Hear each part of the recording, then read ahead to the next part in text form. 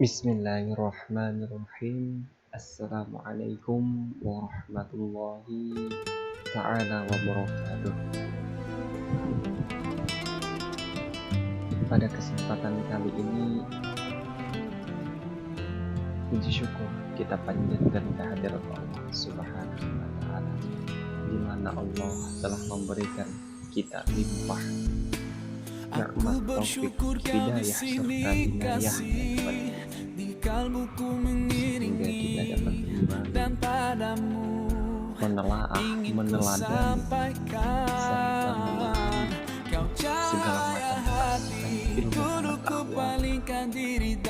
segala macam aspek ilmu pengetahuan, segala macam bentuk ilmu-ilmu pengetahuan yang ada di muka bumi ini.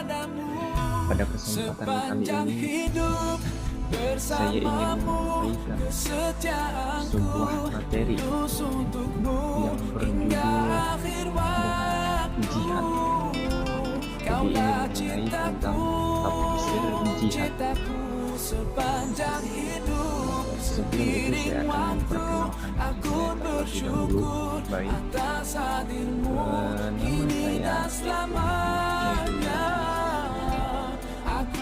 dari IAIN Palangkaraya, Prodi Perbankan Syariah, matkul ilmu tafsir.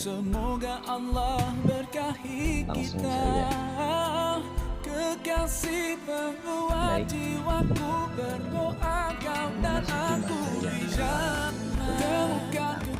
jihad secara definisi dalam bahasa, kata jihad itu berasal dari kata yang artinya keseriusan dalam konteksnya,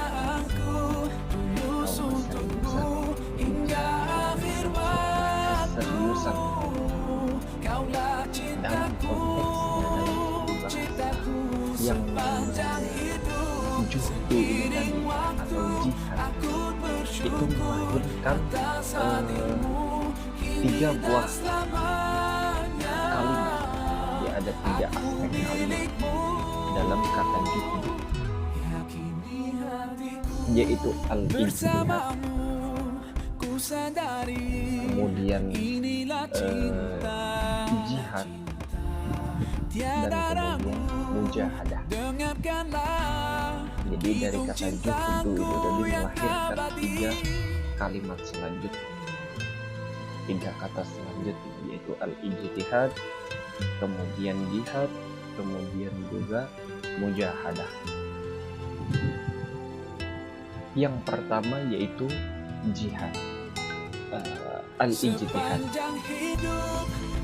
yang namanya juhdu itu kan serius, kemudian masuk ke kalimat yang pertama yaitu al-ijtihad, maka artinya yaitu kesungguhan, keseriusan dalam merencanakan. Al-ijtihad itu keseriusan dalam merencanakan. Artinya apa? Artinya berpikir.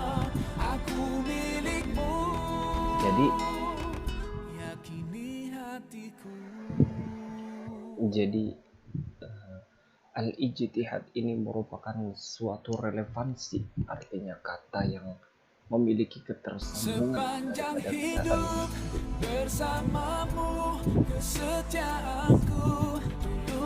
yang berarti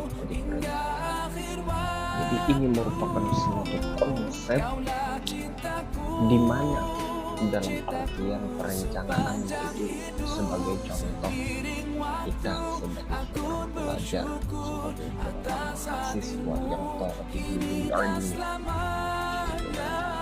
Jadi malam ini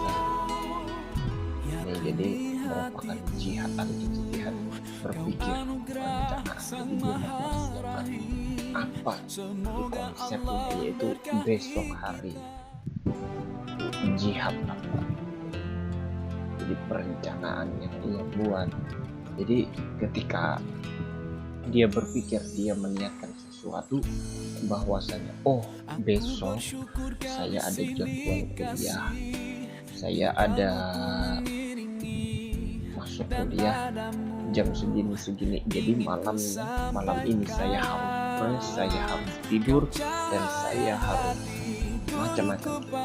Ini semua dikerahkan, direncanakan untuk perkuliahan besok. Nah, itu juga merupakan sebuah ijtihad.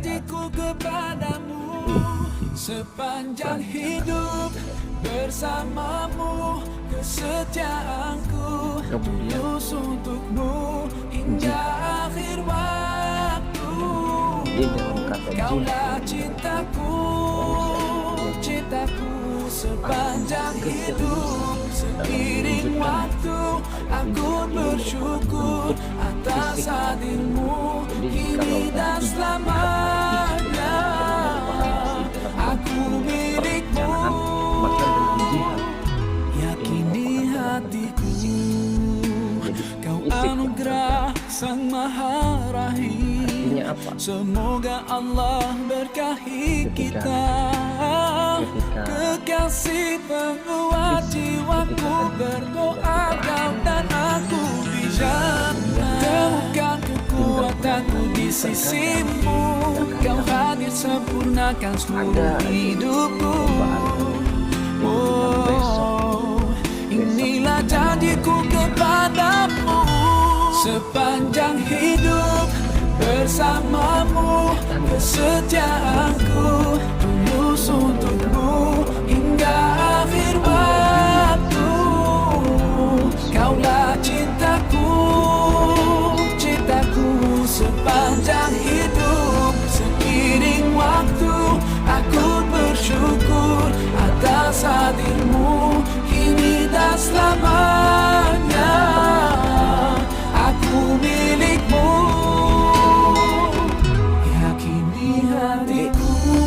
bersamamu ku sadari inilah cinta, tiada ragu, dengarkanlah hitung cintaku yang abadi. Jadi setelah semua itu terjadi, sudah dari dunia kita tahu bisa menunjukkan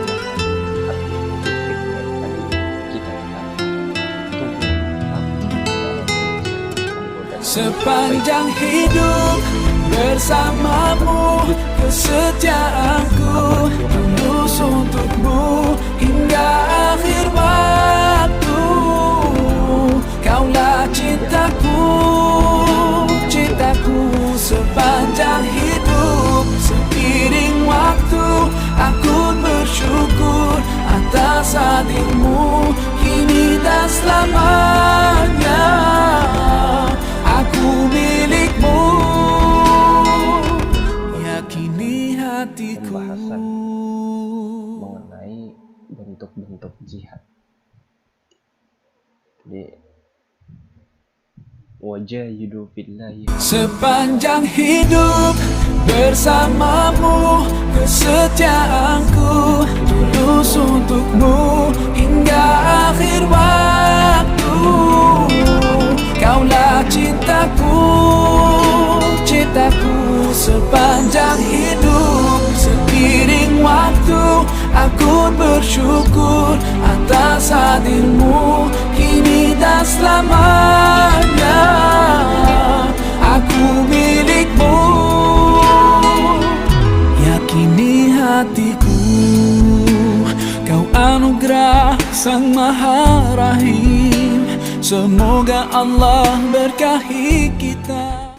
dalam penjelasannya, yaitu mengenai jihad melawan hawa nafsu. Yang namanya jihad melawan hawa nafsu, kita mengetahui bahwasanya sifat daripada manusia itu cenderung pada keburukan, entah keburukan bagi dirinya, orang lain, atau sesama manusia. Jadi maka dari itu kita harus mampu melawan hawa nafsu tersebut. Di dalam Al-Quran telah dilandaskan bahwasanya aku tidak akan membebaskan dari diriku dari kesalahan, karena sesungguhnya nafsu itu selalu menyuruh kepada kejahatan, kecuali nafsu yang diberi rahmat oleh Tuhanku. Sesungguhnya Tuhanku Maha Pengampun lagi Maha Penyayang. Yang berbunyi, wa ma ubarri'u nafsi innan nafsa la'ammaratun bisu illa ma rahima rabbi inna rabbi ghafurur rahim. Quran surah Yasin ayat 53. Jadi yang namanya nafsu itu semuanya buruk. Jadi tidak ada nafsu yang baik kecuali mendapatkan rahmat dari Tuhan kita semata. Kemudian ada juga yang namanya jihad melawan setan. Dalam Al-Quran jelas bahwasanya setan itu merupakan musuh yang nyata. Jadi kita harus lawan itu semua, yaitu dengan berusaha menolak segala bentuk yang samar, yang syubhat, kemudian yang merusak keimanan, keyakinan, dan berusaha menolak segala bentuk godaan, baik dari nafsu maupun syahwat dan lain-lain. Jadi jelas kalau setan merupakan musuh yang nyata, jadi harus dilawan. Kemudian ada yang namanya jihad melawan orang-orang yang zalim. Jadi berjihad melawan mereka, yang orang-orang yang zalim, pemimpin-pemimpin yang zalim, itu juga merupakan jihad. Tapi bagaimana? Jadi kita orang yang lemah, bagaimana kita kan sebagai masyarakat biasa, bagaimana? Aku tidak bisa berjihad karena aku tidak memiliki kuasa. Jangan sedih. Jadi yang namanya jihad tidak perlu harus memiliki kekuasaan, tidak perlu harus kuat. Anda bisa berjihad. Jadi ada sebuah hadis yang mengatakan bahwasanya idza ra'a minkum munkaran falyughayyirhu biyadihi fa in lam tastati' fa bilisanihi fa in lam tastati' fa biqalbihi wa dzalika ad'aful iman. Jadi hadis tersebut menerangkan bahwasanya jikalau engkau melihat suatu kezaliman, sesuatu hal yang tidak pantas, sesuatu hal yang mungkar, falyughayyirhu biyadihi, maka engkau tegurlah dengan tanganmu, artinya dengan kekuasaanmu, jika engkau memiliki kekuasaan. Jika engkau tidak berani, fa illam tastati' fa bilisani, tegurlah dengan lisan, peringatkan dia dengan lisan. Inna 'adzaballahi lasyadid. Sungguhnya azab Allah itu sangatlah pedih. Atau bagaimana engkau nasihati atau bagaimana. Tapi jikalau engkau tidak memiliki keberanian untuk berbicara di hadapannya, fa biqalbi, maka dengan hati. Jadi engkau masih bisa artinya berdoa kepada Allah, semoga ia dibukakan pintu rahmat oleh Allah Subhanahu wa ta'ala, agar terbuka hatinya dan berhenti melakukan kezaliman seperti apa yang ia lakukan pada saat itu. Kayak demikian, itulah jihad kita melawan orang-orang yang zalim. Kemudian ada juga yang namanya jihad melawan orang-orang kafir. Nah, jadi kalau jihad melawan orang-orang kafir ini dalam bentuk fisik seperti halnya baginda Rasulullah SAW dulu. Jihad melawan orang-orang kafir artinya pemberontakan dari orang-orang kafir, dari orang-orang yang munafik. Jadi ya ayyuhalladzina jahadul kuffar wal munafiqin wa ghliz 'alaihim.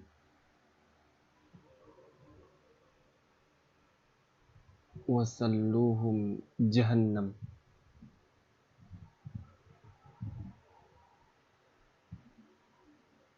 Jadi hai Nabi, yang artinya itu dalam surah Quran surah At-Tahrim ayat 19 itu. Jadi hai Nabi, perangilah orang-orang kafir dan orang-orang munafik dan bersikap keraslah terhadap mereka.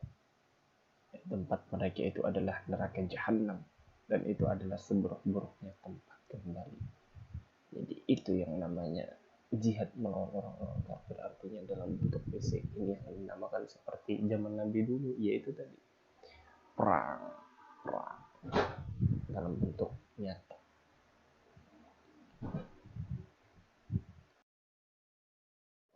Kemudian yang terakhir yaitu mengenai keutamaan dalam berjihad. Jadi ketika semuanya sudah dikerahkan, niat sudah terjalankan, fisik juga sudah terwujudkan.